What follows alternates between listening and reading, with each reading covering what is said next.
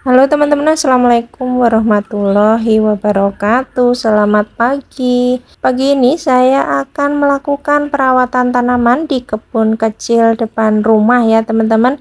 Perawatan ini berupa pemupukan sekaligus penyemprotan pestisida dengan hanya satu bahan saja untuk menghemat biaya berkebun. Tentunya bahan organik yang akan aku pakai. Bahan organik ini praktis dan gratis ya teman-teman, tapi punya khasiat yang luar biasa untuk menunjang kesuburan tanaman. Nah, pupuk dan pestisida apa yang akan dipakai? Simak video ini sampai selesai, mudah-mudahan bermanfaat.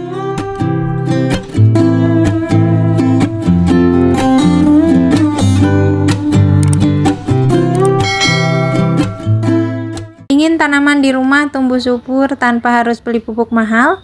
Daun kelor jawabannya. Nah, ini pohon kelor yang sengaja aku tanam di pot kecil ya teman-teman, dari hasil stek batang. Nah, ini aku mau ambil dulu beberapa tangkai kelor yang akan diambil daun-daunnya dan dibuat ramuan dahsyat yang mampu menyuburkan dan menyehatkan tanaman, mulai dari tanaman cabai, tomat, aneka sayuran, tanaman buah seperti anggur, jeruk, stroberi, dan lain-lain. Daun kelor bukan hanya terkenal sebagai superfood untuk manusia, tetapi juga super booster untuk tanaman. Kandungan nutrisinya yang melimpah seperti nitrogen, fosfor, kalium, kalsium, magnesium, vitamin, serta hormon alami seperti zeatin membuat daun kelor mampu menyuburkan tanah dan tanaman. Nutrisi mikro dan makro pada daun kelor membantu merangsang pertumbuhan akar, batang, dan daun.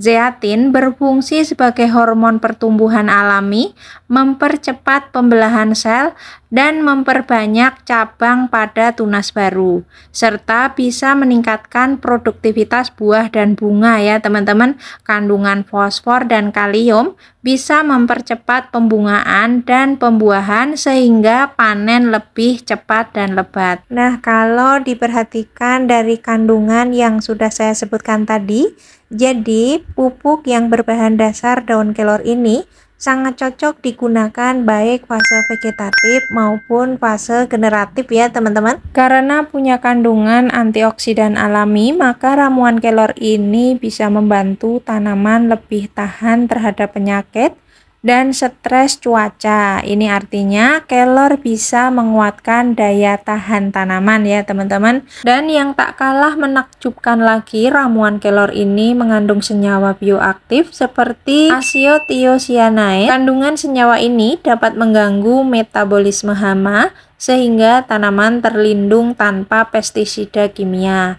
Artinya kelor bisa mengusir hama secara alami ya teman-teman. Nah, saya rasa ini saya sudah mendapatkan daun kelor cukup dipakai untuk pemupukan sekaligus untuk pestisida alami ya teman-teman. Pertama-tama kita siapkan air bersih di wadah seperti ini atau di ember juga boleh. Kemudian masukkan daun kelor, diremas-remas sampai berbuih ya. Jika teman-teman tak mau meremas-remas seperti ini, bisa menggunakan blender, pengerjaannya akan lebih cepat. Tapi ini saya rasa cukup diremas-remas seperti ini hingga berbuih. Nanti daunnya ini akan lumat dan air larutan kelornya menjadi hijau. Nah, setelah diremas-remas seperti ini, tercium aroma segar khas ya teman-teman. Daun kelor punya aroma khas segar karena ada kandungan senyawa saponin dan tanin. Apalagi jika daun kelor yang kita pakai memang masih segar baru dipetik seperti ini. Nah, ini saya rasa cukup. Untuk yang pertama nanti akan kita aplikasikan secara dispray atau disemprot ya teman-teman. Agar semprotan tidak tersumbat, ini kita saring terlebih dahulu. Nanti setelah disaring baru dimasukkan ke semprotan.